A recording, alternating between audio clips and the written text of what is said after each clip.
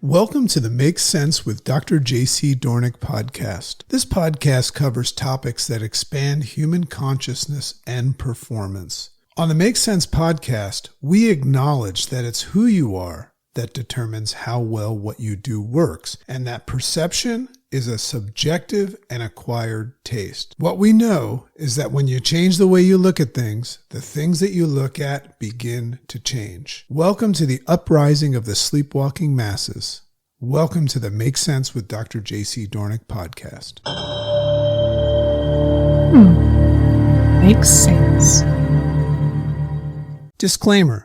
This one may rattle the cages of those who are voluntarily locked into that cage and have their right protect switch on protect. The Makes Sense Substack in no way shares its opinions, only its observations from an open and curious place. We remain open and interested in hearing how your heart and mind make sense of things. Are we cool? There's an old story buried in the soil of Eleusis. It's not the kind of story that fades over time, but the type that lingers and seems to remind you as you remember it. Sort of an echo of or ancient residue that's still inside your bones. It speaks of mortals transforming into gods and of some sort of mysterious ceremony that was so powerful that it's been kept a secret for nearly 2,000 years. At its heart, it exposes a different relationship with the concept of death. Not in the physical sense, the symbolic kind. The kind you don't walk away from as the same person. The Eleusinian mysteries were sacred rites that drew pilgrims from across the known world. Legend states that participants would fast, walk in silence, and drink a mysterious brew called koukeon. What happened next? It is not precisely known. The silence surrounding the experience was strict but consistent, which is why Houston Smith, perhaps the most influential scholar of the 20th century, called it the best kept secret in history. There were two rules for those of Eleusis. You don't talk about Eleusis. The second rule, you don't talk about Eleusis. Fight Club reference? What we do know is this. Those who emerged from that journey described it as a kind of death and rebirth, a dissolution of self, a glimpse behind the veil, a liberation. Some well-known scholars and leaders were amongst the participants, the likes of Marcus Aurelius, Socrates, Plato, and Cicero. Many of them wrote about their experience. Here are some interesting insights that were most likely from their experiences. Plato, the legendary philosopher, wrote in his Phaedrus and the Republic about the soul's journey, the importance of transcending the material, and the experience of remembering truth, which closely mirrors what initiates claim to experience. He once said, "He who has been purified and initiated shall dwell with the gods." Socrates spoke passionately of the mysteries. In Phaedo, he implies that true philosophers practice for death, echoing the transformative death before death said to happen in Eleusis.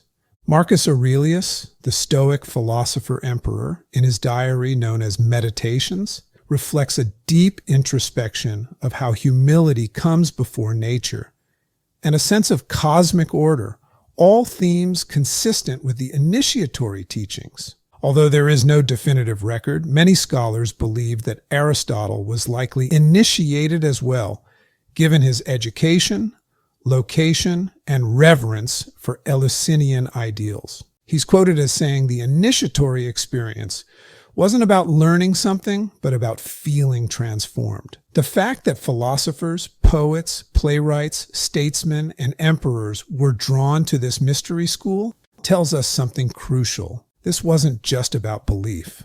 It was an experience, a direct personal death and rebirth that shaped the minds of the very people who helped shape the Western civilization we know today. All this talk of death, rebirth, and secrecy sounds very much like the discussions I have with my brothers and sisters, whom I have met through my several experiences working with plant medicine in the Amazon jungles.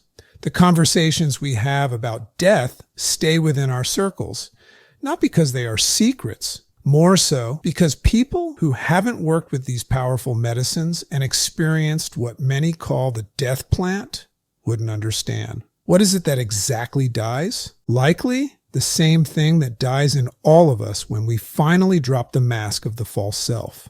The armor, the identity we've crafted from survival, conditioning, approval seeking, and fear. Universally, we call that armor, ego. And while it's often worshipped in modern life through shiny things and endless efforts in performing for the crowd, it's like a thick skin that usually stands between us and something more honest, more fluid, more godlike. Can we consider ourselves godlike without ruffling the feathers of those who interpret God as an all-powerful soul entity? Most likely not. But for those that are open and curious and consider God as an omnipotent force that works through us all in partnership, absolutely. So feel free, as always, to go along your way, because I am wide open and haven't made up my mind about anything yet. Ego death for many sounds terrifying, and it's because it feels like you are dying. But the truth? It's not the real you. It's the small you, the frightened you, the overachieving and overcompensating you, the protector, the performer, the one who's been calling the shots and running the show for far too long. When that captain of the ship is relieved from its duties, whether through heartbreak, depression, loss, or working with plant medicines, you don't disappear. You emerge. You are reborn. I first experienced this in one of the darkest moments of my life, and I stood on the edge of despair, the edge of surrender, where I took serious consideration of ending my life. It wasn't willpower that saved me. It was an insight and awakening that broke down that part of me that no longer applied. A kind of spiritual molting.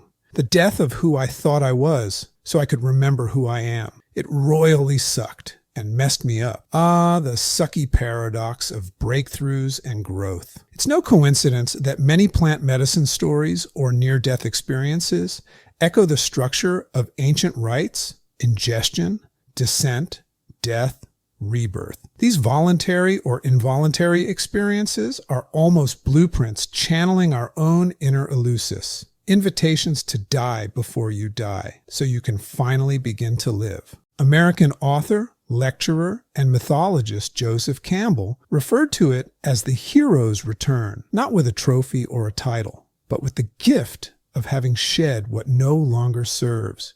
A butterfly doesn't fly because it studied harder than the caterpillar.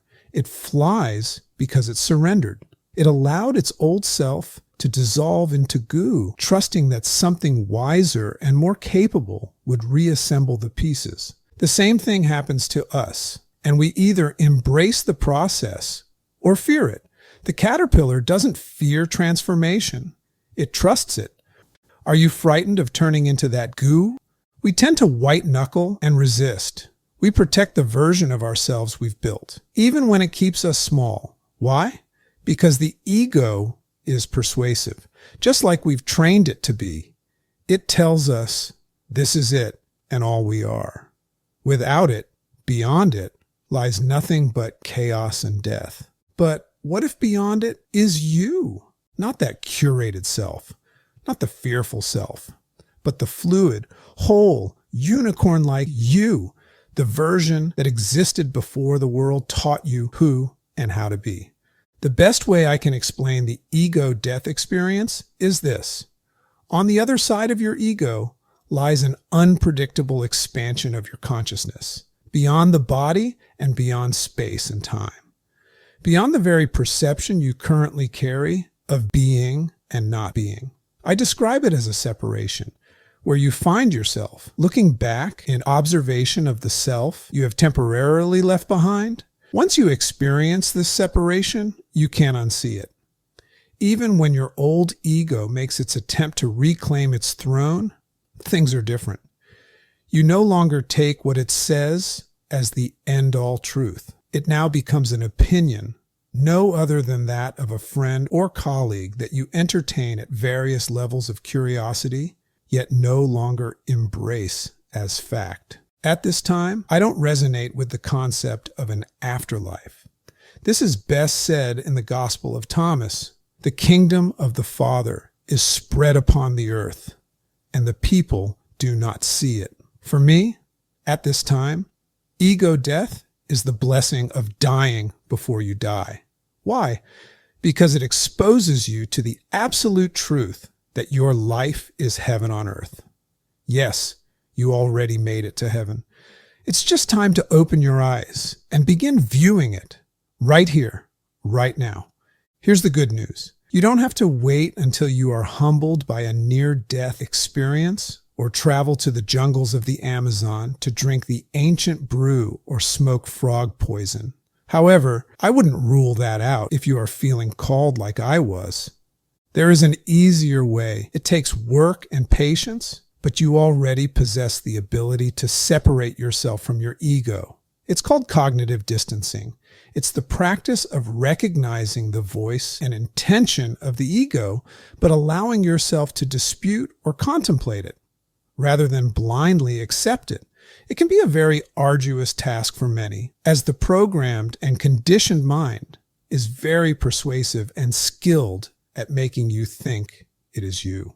To assist people with this challenge, I developed a simple 4-step process called the IRS, Interface Response System, that arms and equips you with the tools and structure to place your egoic construct on pause, just long enough to separate yourself from it and observe any given scenario with an open and curious mindset that permits you to see a variety of lenses and consciously choose the version that best suits your goals, dreams, and desires. To learn and master this process, consider checking out our Make Sense Academy, a private community of like-minded seekers that arm themselves with this awareness and begin applying the steps in their everyday lives.